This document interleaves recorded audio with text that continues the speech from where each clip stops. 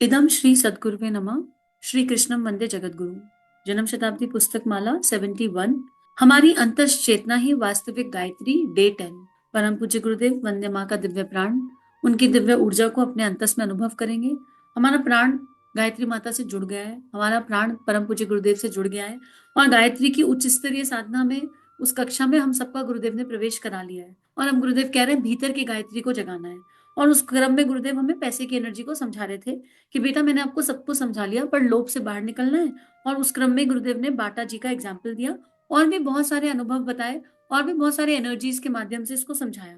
तो गुरुदेव कह रहे थे कि वाहियात अगर बाटा ये काम करते या घटिया जूता बनाकर देते, वाहियात जूता बनाकर देते, जो भी काम हाथ में लिया उसमें अपने प्रेस्टीज पॉइंट को इन्वॉल्व कर लेते और अपने हाथ की हुई मरम्मत कहीं ऐसी ना हो जाए कि आदमी कहे कि किस बेवकूफ ने मरम्मत करी, सारी अकल खर्च कर दी, फिर भी उसने सही से मरम्मत नहीं करी। कई आदमियों ने उनकी प्रशंसा की और कहा अरे मरम्मत करने वाला तो सबसे अच्छा लड़का वह है जो नीम के दरख्त के नीचे बैठा रहता है, वह 12 साल का लड़का है। क्योंकि बाटा पहले मोची थे ना, तो जब वो जूतों की मरम्मत करते थे तो वो मरम्मत भी इतनी स्ट्रांग इतनी बढ़िया करते थे कि लोग वहीं पर जाना चाहते थे मरम्मत कराने। उस काम में भी उन्होंने ईमानदारी रखी और उस काम को भी उन्होंने उस एनर्जी से किया कि सामने वाले को कोई तकलीफ ना हो। एक बार अगर जूता मेरे हाथ में आ गया तो मैं उसको ऐसा बना के दे दूं कि जब सामने वाला पहने तो उसको कहे आए कितना आराम आ रहा है, कितना अच्छा फील हो रहा है। ये गुरुदेव हमें बता रहे थे। इसकी पूरी स्टोरी को जानना है तो पिछले ऑडियोज को आपको सुनना पड़ेगा, समझना पड़ेगा कि गुरुदेव क्या समझाना चाह रहे हैं। वह 12 साल का लड़का था, उससे 20 आदमियों ने मरम्मत कराई और ऐसी मरम्मत की कि लोग बाग बाग हो गए। उसने पुराने जूतों को नया बना दिया। लोगों ने बहुत मरम्मतें कराई, लड़का बड़ा हो गया। लोगों ने कहा बाटा क्या तू वह कर सकता है कि तू हमारे लिए नए जूते बना दे, अच्छे जूते बना दे। उसने कहा मैं नए जूते कहाँ से बना सकता हूँ, मेरे पास तो चमड़ा भी नहीं, सामान भी नहीं, दराती भी नहीं, चीजें भी नहीं। अगर यह सब मुझे मिल जाता तो मैं बना देता। लोगों ने कहा अच्छा दराती हम ला के देंगे, तू बस बना दे। लोगों ने कहा सामान भी हम ला कर देंगे, बस तू बना दे। बाटा ने जूता बना दिया।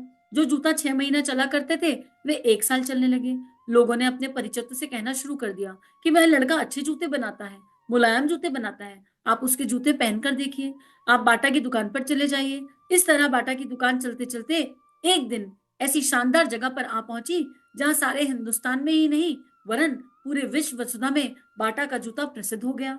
कहीं भी चले जाइए, देहात में जाइए चाहे गांव में जाइए। मैं एक बार अमेरिका गया, वहां भी हर जगह बाटा का जूता देखने को मिला। हिंदुस्तान में गया, वहां भी बाटा का जूता। अब जगह वही, अफ्रीका के गांव में भी मुझे बाटा की दुकान मिली। ना केवल हिंदुस्तान बल्कि अफ्रीका में भी बाटा छाया हुआ था। मैं देखकर आया हूँ, बाटा एक करोड़पति उद्योगपति का नाम बन गया।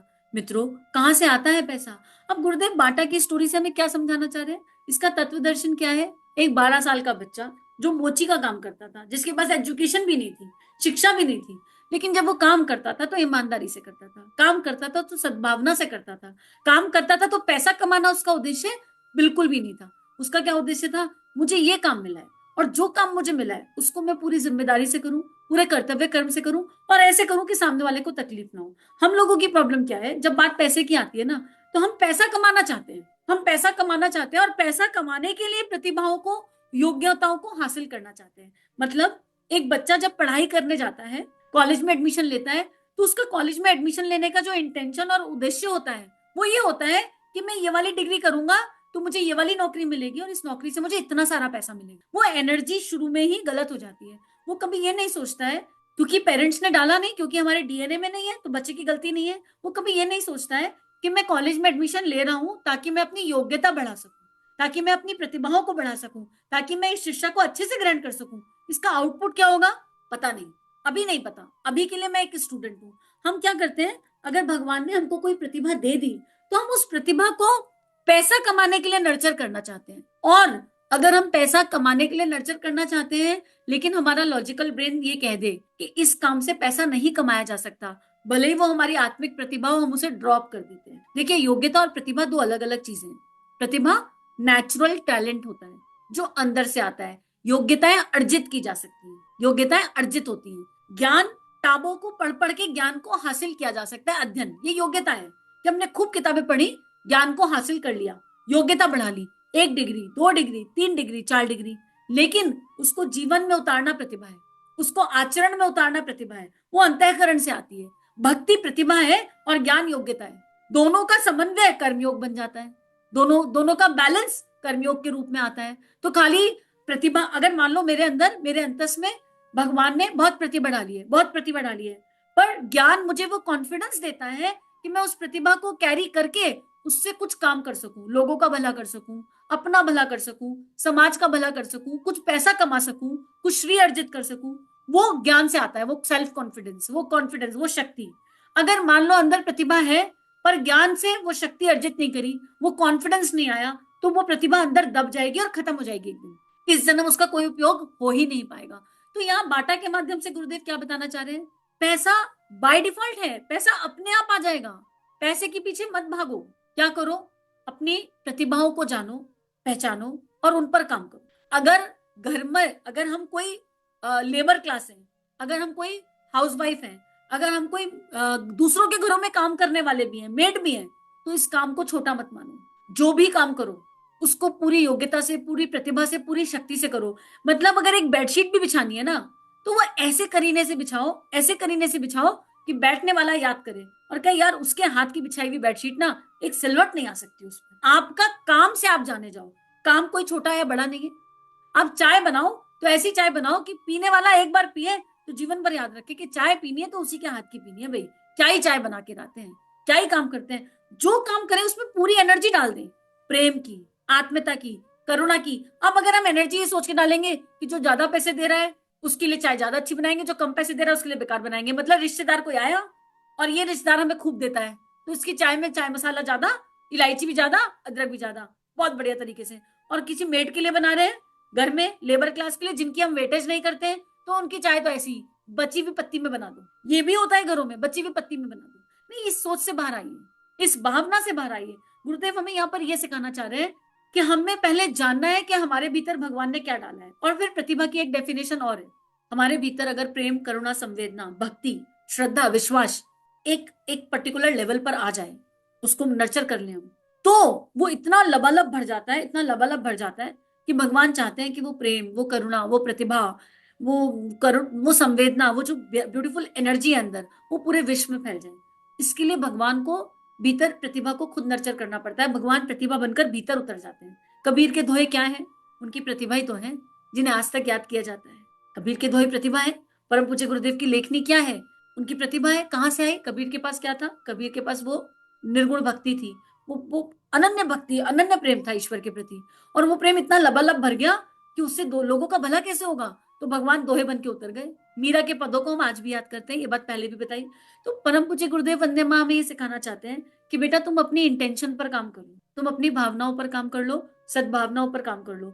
अगर तुमको छोटा सा भी कोई गुण तुम्हारे अंदर है तो तुम उस गुण को, उस काम को ऐसे करो, अपना बेस्ट है। अगर हम बच्चे भी पाल रहे हैं ना, तो भगवान के बच्चे मानकर ऐसे बच्चे पालें, ऐसे बच्चे पालें कि लोग कहें कि बच्चे तो इन्होंने पाले भाई, हम अपने सारे बच्चे इनको दे दें और आके आपसे कहें कि आप प्ले ग्रुप खोलो, आप प्ले ग्रुप खोल लो। हम पूरे कॉन्फिडेंस से बच्चे आपके पास छोड़ेंगे। आपको कि भाई प्ले ग्रुप खोलने के लिए मेरे पास साधन नहीं है, तो कहें हम देते हैं ना साधन।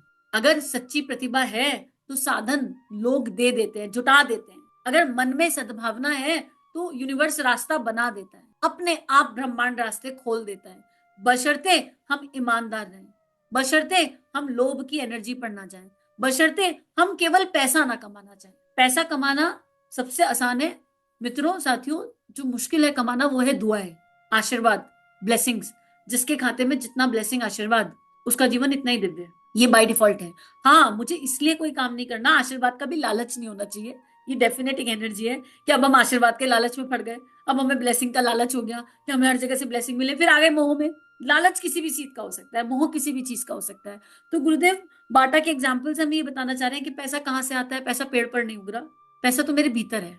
हम श्री की एनर्जी पर जाएंगे तो पैसा आएगा। नौकरियां, एक नौकरी नहीं, हजारों नौकरी, जो अच्छा काम करेगा उसके लिए खुली होंगी। तो हम ब्लेस करना शुरू करें।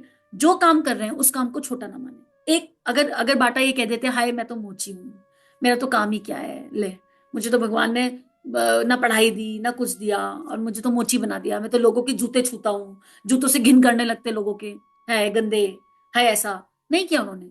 उन्होंने अपने काम को सम्मान दिया, कोई बात नहीं, भगवान ने मुझे मोची की प्रतिभा दी है तो मैं इसको भी बढ़िया से करूंगा। उन्होंने दूसरों के जूते आए तो उस पर घिन नहीं करी कि जूते हैं दूसरों के। उन्होंने उसको कि मैं ऐसा बना दूंगा जूता कि लोगों के पैर से ज्यादा उनके पैर का जूता दिखने लगे, उनके पैर के जूते की चमक लोगों को ज्यादा दिखाई देने लगी। उन्होंने वो काम किया, उस तरह का काम किया।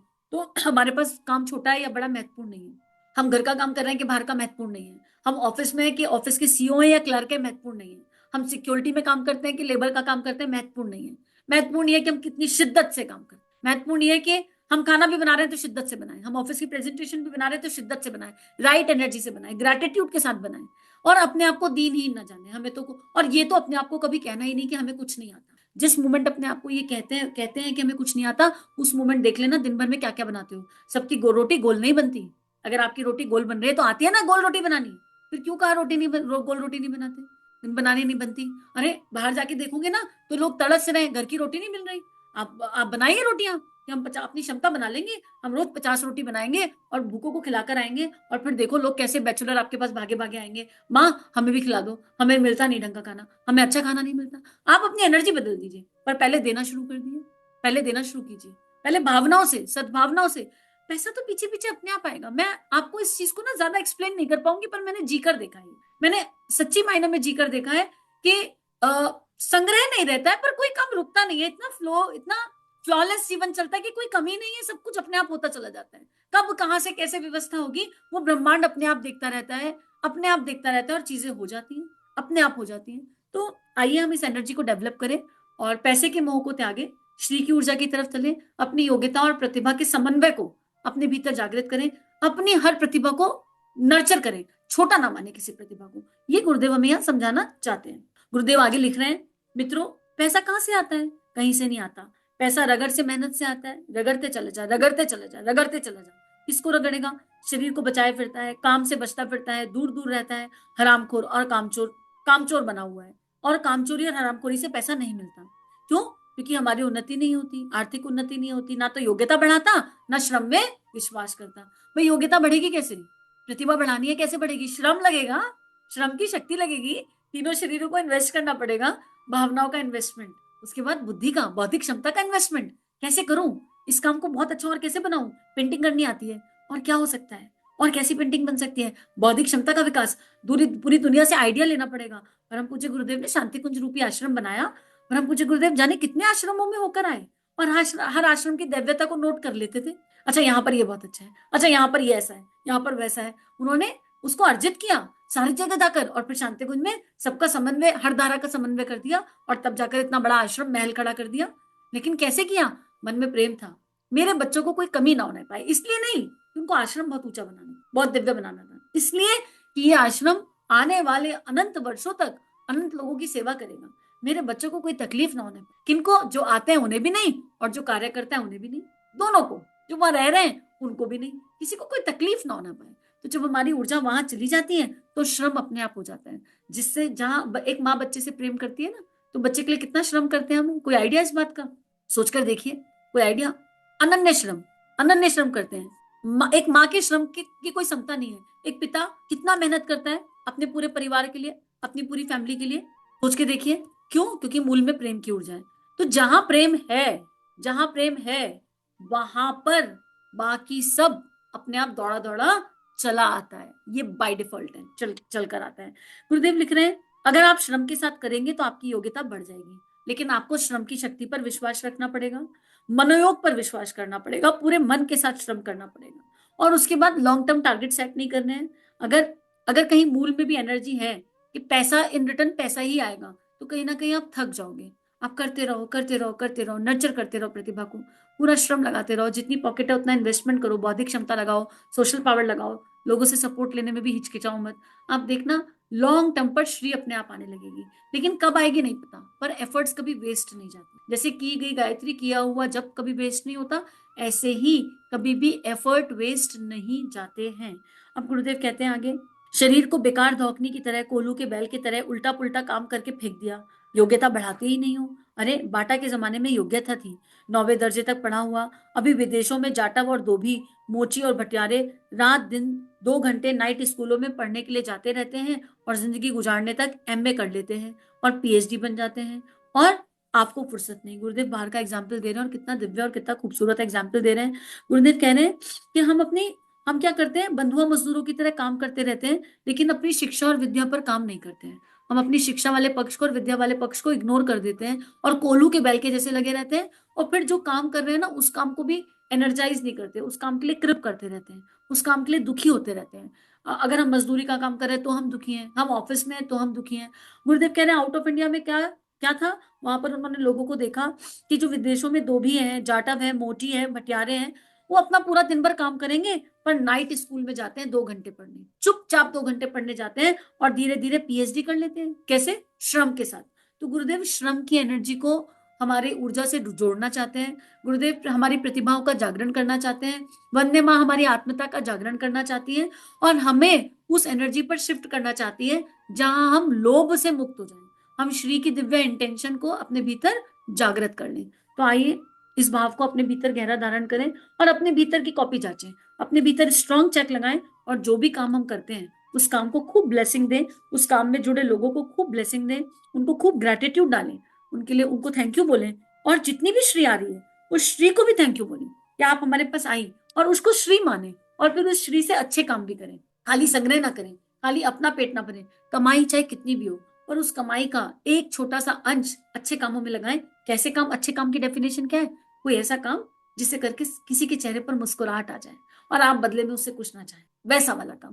भाई अगर आपने अपने घर की लेबर को कुछ एक्स्ट्रा दे दिया तो कहीं ना कहीं मूल में ये भाव होगा कि इसके लिए इतना तो करते हैं, ये लौट के इज्जत ही नहीं करती है तो सम्मान ही नहीं करती। कुछ इस तरह लगाए उस श्री को कि किसी को मुस्कुराता हुआ देखें और फिर दोबारा उससे मिलना भी ना हो और वो आपको हमेशा याद रख ले, आपके लिए सद्भावना रेडिएट करता रहे। ना भी याद रखे तो कोई अंतर नहीं, बिल्कुल अकर्ता भाव से मुस्कुराहट के लिए काम करें, अपनी और अपनों की।